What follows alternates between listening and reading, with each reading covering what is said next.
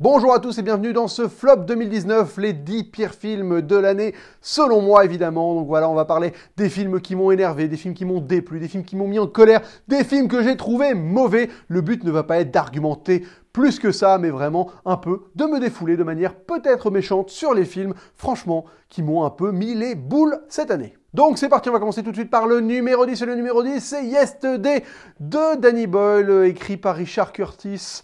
Voilà, un film qui avait un gros potentiel, qui avait un très bon réal, Danny Boyle, réal que j'adore. Richard Curtis au scénario, c'est un mec que j'aimais aussi énormément, et un concept quand même vraiment savoureux. Voilà, un homme qui se réveille un matin et les Beatles n'existent plus. Qu'est-ce que tu fais avec ça, en plus, quand t'es musicien? Et malheureusement, le film ne tient pas la route, en tout cas, il ne fonctionne pas sur la durée. C'est un film qui, pour moi, s'écroule au bout d'une demi-heure, qui vraiment n'arrive pas à exploiter son concept à la base assez génial.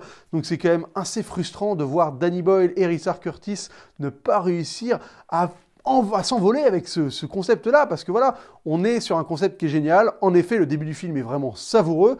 On est sur des petits gags, des petites idées comme ça pour réussir à nous montrer ce monde sans les Beatles et ce musicien qui arrive à magnifier cette belle musique, enfin en tout cas à être le vaisseau de cette musique extraordinaire pour que les gens soient éblouis. Mais malheureusement, on a un personnage principal qui est beaucoup trop passif, qui n'a aucune velléité particulière, justement, qui ne sait pas comment exploiter ces musiques-là. Et donc, on est face à un film qui, je trouve, ne décolle jamais, ce qui est un peu dommage. Voilà, c'est vraiment une grosse déception. Alors oui, c'est le message du film, d'expliquer justement qu'on a un personnage qui ne veut pas exploiter la musique, tout ça. Mais je trouve que le message ne réussit pas à rendre le film galvanisant, et c'était ce à quoi on pouvait s'attendre justement avec un film avec un concept comme celui-ci. Ce qui est dommage, parce que par exemple, il y avait eu Jean-Philippe qui était sorti un peu avant, enfin quelques années précédemment, qui a un peu le même concept mais avec Johnny Hallyday, sauf que Jean-Philippe, ils avaient eu la bonne idée de mettre un personnage principal qui n'est pas donc Jean-Philippe, qui est Lucchini, et qui lui va essayer de recréer Jean-Philippe, de retrouver Jean-Philippe Smet pour recréer Johnny Hallyday en fait. Et là, il n'y a pas du tout ça dans Yesterday, donc on a un personnage qui a tout ce potentiel-là, mais qui sait pas trop quoi en faire, et qui, il hésite, voilà, il se laisse guider par des gens qui sont pas forcément de bons conseils. Et malheureusement, ça fait un film qui, en plus, va finir par lorgner du côté de la comédie romantique. Et finalement, les promesses du début sont jamais vraiment, c'est quoi le terme elles sont pas gardées, je sais pas si c'est ça le terme pour les promesses. En tout cas, les promesses ne sont pas gardées. Et malheureusement, on tombe sur un film qui, pour moi, ne fonctionne plus au bout d'une demi-heure. Et c'est vraiment dommage. Donc voilà, grosse déception, 10e de mon flop. 9e, on est sur le revival d'une saga, un film qui... Je ne sais pas pourquoi il est là, ce film, pourquoi il a été fait, c'est vraiment un mystère. Terminator Dark Fate, voilà, évidemment. Alors pour moi, je trouve qu'en termes d'action, c'est pas forcément un mauvais film. On n'est pas sur un mauvais film d'action, on n'est pas sur un mauvais blockbuster, mais on est sur vraiment un mauvais Terminator. Et à un moment, je me suis posé la question sur pourquoi ce film avait été fait, à quoi ça sert de sortir la saga Terminator de sa tombe, surtout en annulant des films pour faire la vraie suite du 2. Donc ça fait déjà la 3e vraie suite du 2, parce qu'il y a eu le 3, il y a eu le 6, maintenant il y a le 5, et maintenant il y a eu le 6. Enfin, tout un bordel, cette saga qui veut vraiment plus rien dire. Pour faire un film d'action qui finalement n'apporte rien, un discours politique à 2 balles 6, vraiment râler pâquerette, en mode les immigrés mexicains, c'est les gentils, Terminator c'est devenu un homme au foyer, voilà, on va mettre des héros féministes pour faire un film un peu en mode post-MeToo.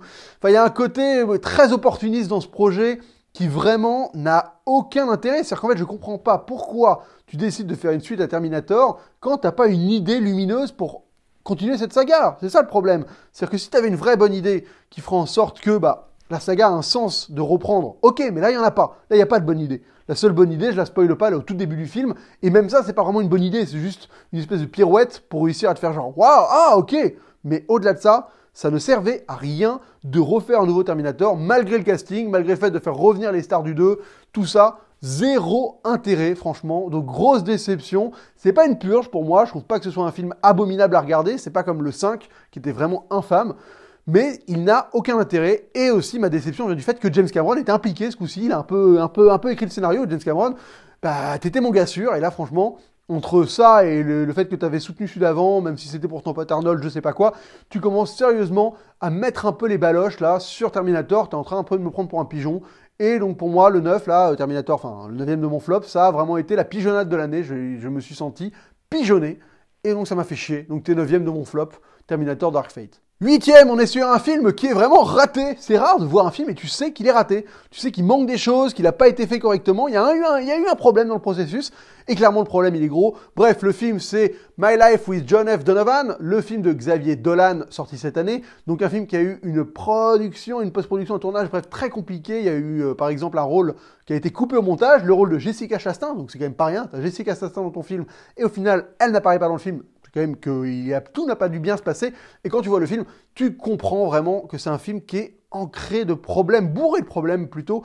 Un film vraiment raté, quoi. Raté parce que ça va un peu dans tous les sens. Finalement, la ligne narrative, elle est un peu confuse, alors que le message du film est très très simple.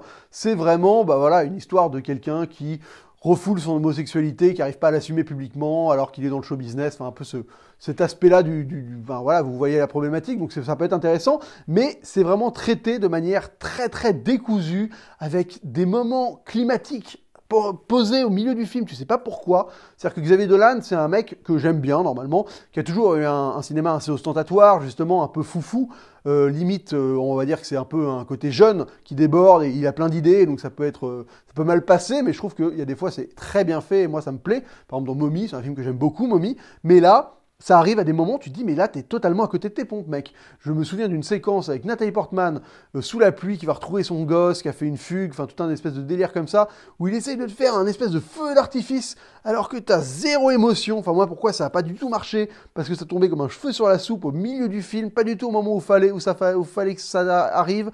Et voilà, donc c'est vraiment un film où tu sens que c'est un film malade. C'est un film fondamentalement malade, qui est pas fini, qui a des problèmes, qui est mal agencé, il y a des trucs où tu n'arrives pas à suivre la narration, c'est vraiment un film gruyère avec des trous, et ça marche pas, quoi. Donc ça fait bizarre de voir un mec qui fait un film raté, quoi. Surtout que Xavier Dolan, c'est son premier film à Hollywood, avec un peu de moyens, tourne en anglais, et le truc, il s'est totalement planté. Je sais pas pourquoi, la faute à qui, c'est pas mon problème. En tout cas, il est clairement 8e de mon flop. 7e, on est sur un film du MCU, on est sur Captain Marvel, voilà, le film filler par excellence. Un filler, c'est quand vraiment t'introduis le film entre deux films pour faire patienter les gens. Il n'avait aucun intérêt, il n'y avait aucune raison que ce film débarque, donc c'est l'origin story de Captain Marvel. Voilà, ça sert juste à expliquer le fait que le personnage va être dans Endgame et a un rôle crucial dans Endgame. C'est vraiment l'épisode de remplissage par excellence. On a l'impression de lire une espèce de fiche de personnage pour réussir à raccrocher des wagons. Alors après, le film en soi, j'ai trouvé ça mais insipide au possible, inintéressant. Il y a le de-aging de Samuel L. Jackson qui fonctionne plutôt bien, c'est vraiment le point positif du film. Ce putain de chat aussi, voilà, pourquoi pas. Mais après ça, les scènes d'action, elles ont aucun intérêt en termes de chorégraphie, de manière de filmer. Il n'y a aucune réflexion sur la manière de mettre en scène un personnage comme celui-ci.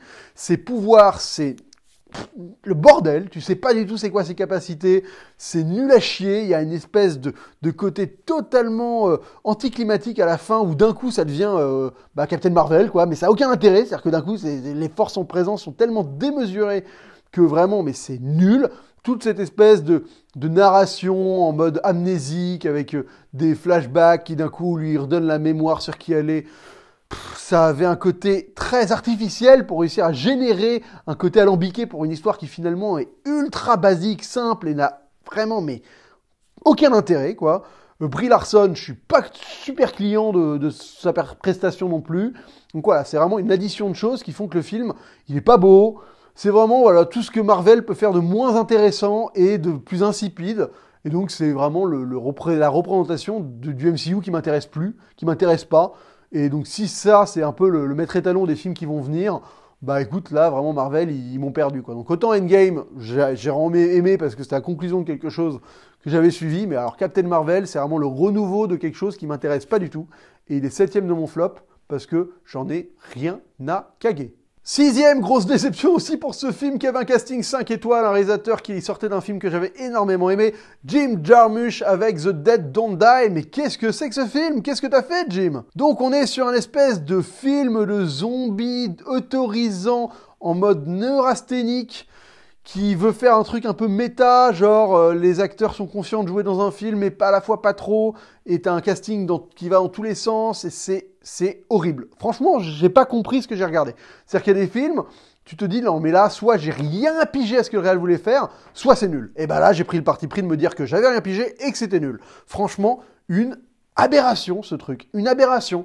Donc, t'as une attaque de zombies dans une petite ville américaine, voilà, vous l'avez vu 10 000 fois, et donc il essaie d'en jouer en mode tout le monde s'en bat les steaks, voilà, tout le monde s'en fout un peu, donc t'as des gens, ils sont là, ils meurent, t'as des gens, ils sont là, ils s'associent, mais finalement ils meurent, t'as une meuf qui débarque avec un sabre, qui tue tout le monde et qui est super contente, mais qui est en fait une extraterrestre, t'as Adam Driver et Bill Murray qui sont là, qu'enquêtent sur le truc au début, mais il y a un côté où Adam Driver, il est fataliste et il sait que ça va mal se terminer, que de toute façon, bah voilà, ils vont tous crever. Et il y a un côté mou, mais c'est d'une mollesse. Je comprends pas. J'ai pas compris ce qu'il a voulu faire, Jim. C'est vraiment un mec qui a voulu être plus malin que le genre qu'il essayait de parodier.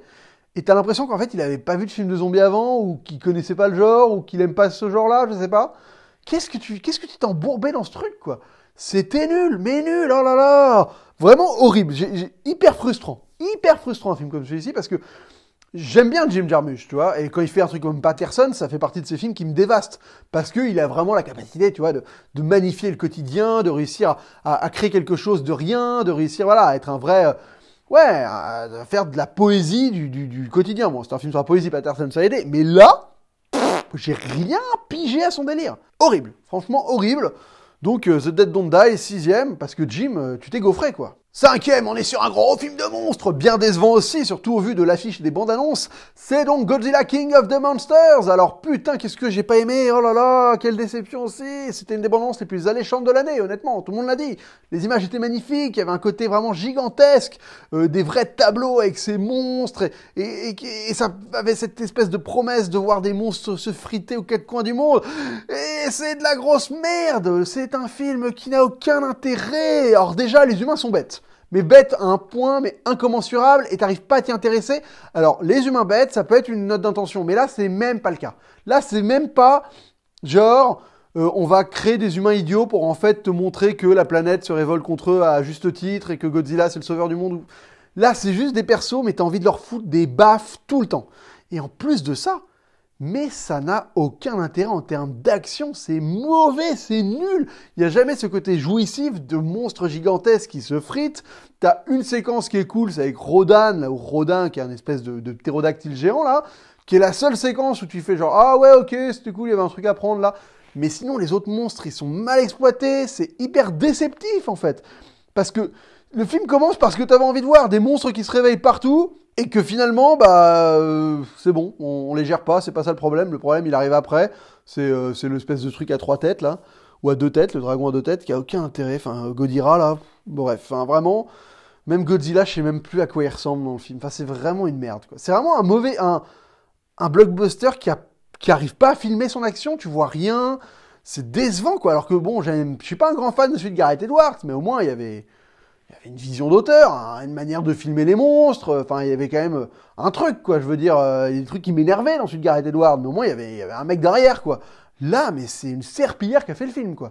Une serpillière, ce mec, ce réal. C'est nul, quoi. Alors que même Kong Skull Island, j'aime bien, tu vois. C'est débile à souhait, mais bon, c'est du faux Snyder à 2 balles 6.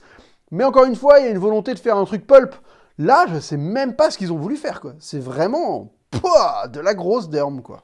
Donc Godzilla, vraiment, arrêtez, quoi, arrêtez. Oh, 4ème, on est sur une belle déception aussi, hein, surtout là en termes d'action jouissive. Hobbs & Shaw, quoi. Hobbs & Shaw, merde. Putain, je me suis rematé la séquence des deux, là, de Jason Statham et de The Rock en prison dans Fast and Furious 8. C'est plus jouissif que tout Hobbs & Shaw. Il y a plus de complicité, il y a plus d'action qui fonctionne, c'est mieux filmé. Là, c'est vraiment horrible, Hobbs & Shaw, horrible.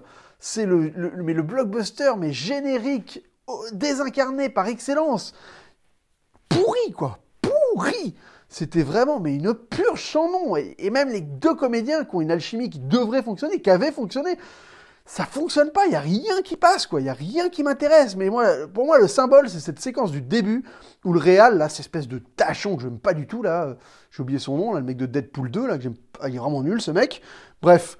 Et cette séquence où ils divisent l'écran en deux et les deux ont une matinée et tu te dis mais ça me sert à quoi de me montrer ça? C'est-à-dire que les deux persos ils font des trucs, bon genre il y en a un il boit une bière et l'autre il boit un jus, enfin un truc vitaminé. Mais le truc c'est que c'est même pas pour te montrer deux mecs qui ont vraiment une vie, genre qui n'ont rien à voir, tu vois. Parce qu'au final, bah, les deux mecs, voilà, quoi, ils ont... Enfin, je sais pas, genre, dès le début, tu fais, ah, ok, bah, il sert à quoi ton générique, en fait? Enfin, c'est quoi l'idée? Et vraiment, t'essaies de mettre en exergue quoi avec ce montage parallèle, là? Et bah, rien, et bah, comme tout le reste du film.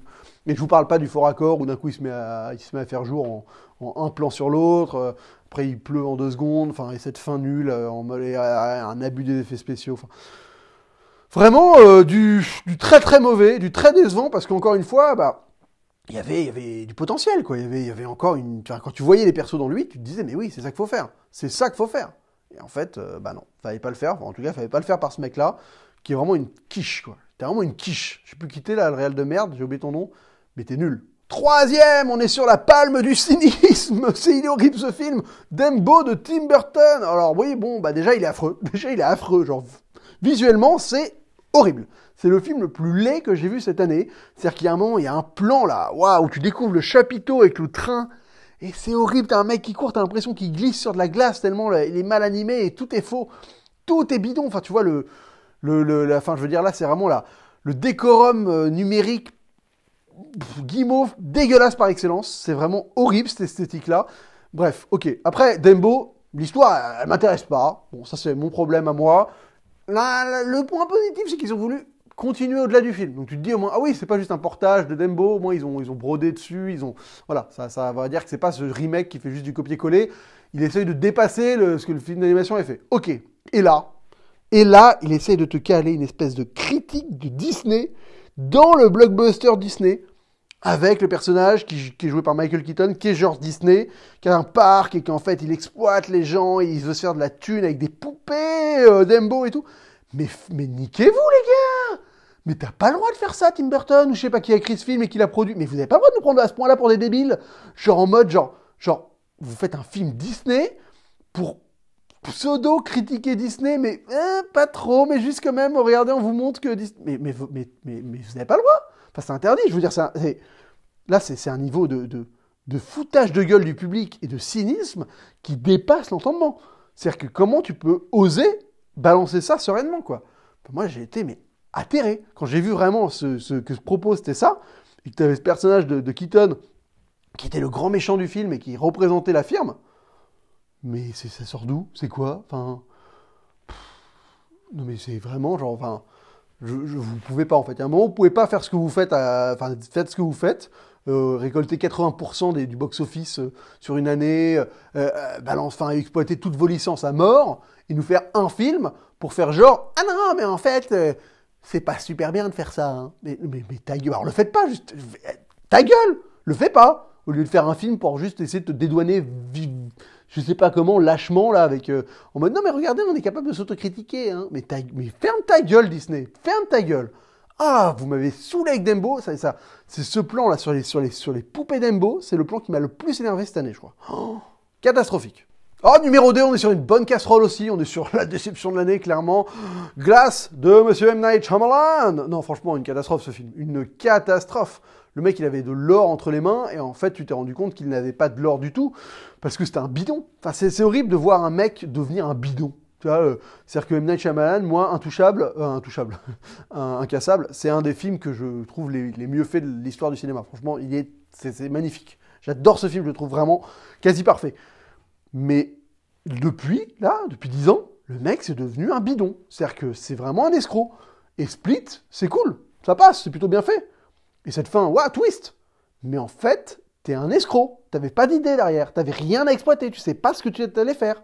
Et donc maintenant, tu décides de faire un pseudo-film discours critique des films de super-héros, machin, Marvel, en fait. Ils vous carottent, regardez, je vais déjouer toutes vos attentes en faisant le film que vous attendez pas. Mais fais un bon film, en fait. Fais pas un film fauché, tout pourri, avec 3 personnes qui se battent sur un parking. Parce que au final, c'est ce que tu fais. C'est-à-dire que tu fais un film de super-héros cheapos pour essayer de critiquer les films de super-héros. Enfin, c'est vraiment... c'est ni fait ni à faire, en plus d'être un film qui est éminemment pas intéressant, qui est vraiment mou, qui est chiant, enfin, c'est pareil que pas intéressant, quoi, qui est qui est un film qui se passe dans très peu de lieux, qui est pas bien exploité. Les personnages, je trouve que c'est des caricatures d'eux-mêmes. Bruce Willis, t'as l'impression qu'ils ont pris une pancarte en carton et qu'ils l'ont placé en chaque séquence tellement il est insipide. James McAvoy, alors pour moi, c'est vraiment, là, ils lui ont dit, vas-y, tu vas essayer d'avoir une statuette cette année. Allez, vas-y, bouge tes bras, fais 27 personnalités. Vas-y, tu vas l'avoir ton Oscar. Non, c'est pas possible. Samuel Jackson, bon, bah, ça va, il fait le taf. De toute façon, il est sur une chaise roulante, il bouge pas trop. Enfin, il bouge quasiment pas du film. Et je sais pas quoi vous dire, quoi. C'est vraiment... Enfin, je trouve que c'est vraiment un film moisi, quoi. Un film moisi qui essaie de pseudo-commenter ce qui se passe en ce moment, mais qui ringard à souhait, quoi. Et en fait, ce qui me désole, c'est de me dire que le mec, il a vraiment fait ça par opportunisme pur. C'est tout. C'est-à-dire qu'il n'avait pas... encore une fois, on en revient à Dark Fate, enfin, genre d'idée où en fait, l'idée que tu as à la base, tu l'as pas pensé jusqu'au bout. C'est vraiment une idée où tu t'es dit, bon, bah, maintenant qu'ils sont là, je peux faire un shared universe, je vais réunir mes 3 héros, et je vais devoir broder un film autour, quoi. Ok. Bah ouais, mais en fait, t'avais pas d'idée, quoi. Donc tu me fais un film qui a aucun intérêt, qui est nul, qui est chiant, qui a pas d'idée de mise en scène plus que ça, alors que t'étais un mec qui était brillant. Et c'est ça qui me fait le plus chier, en fait, c'est de voir un mec qui a été brillant s'enfoncer dans la médiocrité et bafouer en plus les bonnes idées qu'il a eues, quoi. Parce qu'à la limite, Incassable, c'est grandiose, ok, Split, c'est pas mal, et Glass, bah, c'est vraiment venir au-dessus de ça et poser une grosse pêche sur les bons trucs que tu avais fait avant, quoi. Donc tu vois, en plus de faire de la merde maintenant, tu finis par chier sur les bons trucs que tu avais fait avant. Donc c'est encore plus désolant, et c'est pour ça que je te mets deuxième de mon flop, mec. Et le numéro 1, le grand gagnant du flop de l'année, évidemment, vous en doutez, vous n'avez pas vu le nom partir, vous dites, ah bah oui, forcément c'est celui-là. Et oui, c'est Star Wars, The Rise of the Skywalker, le film qui m'a bien énervé récemment. Je suis toujours pas redescendu, je suis toujours ulcéré par ce film, plus j'y pense, et plus je le trouve grotesque et abominable. Donc, j'ai même pas envie de développer outre mesure. Je tiens juste à préciser que la faute, elle est partagée. Hein. Pour moi, c'est pas en mode ah, JJ, il est nul, il a pas su exploiter ce que Rian Johnson avait fait avant. Oui, il est nul, il a pas su exploiter ce que Rian Johnson avait fait avant. Mais Rian Johnson, bah, tu te rends compte aussi que ce qu'il a fait, bon, bah, malheureusement, ça avait ni queue ni tête, parce que à partir du moment où le mec d'après, il sait même pas comment exploiter ce que tu as fait, c'est que la faute est partagée. Enfin, je veux dire, les deux mecs, ils avaient qu'à bosser ensemble pour nous proposer une trilogie qui avait un peu de sens, quoi. Nous proposer cette espèce d'assemblage dégueulasse de mecs qui veulent se mettre des doigts comme ça par film interposé, là. Franchement, c'était mais aberrant. Donc, je suis vénère contre les deux. Hein. Je veux dire, je sauve aucun des deux. Alors, même si je préfère The Last Jedi, parce que je trouve que les pistes qu'il ouvrait étaient plus intéressantes que ce que J.J. Abrams a exploité dans le 9. Mais voilà, franchement, c'est faux. Ce Star Wars m'a vraiment vénère, quoi. Enfin, cette trilogie, pour moi, c'est vraiment une catastrophe industrielle, artistique et cohérente et scénaristique et tout ce que vous voulez. C'est une douille. Ils nous ont mis une douille. Voilà, Disney, ils m'ont douillé.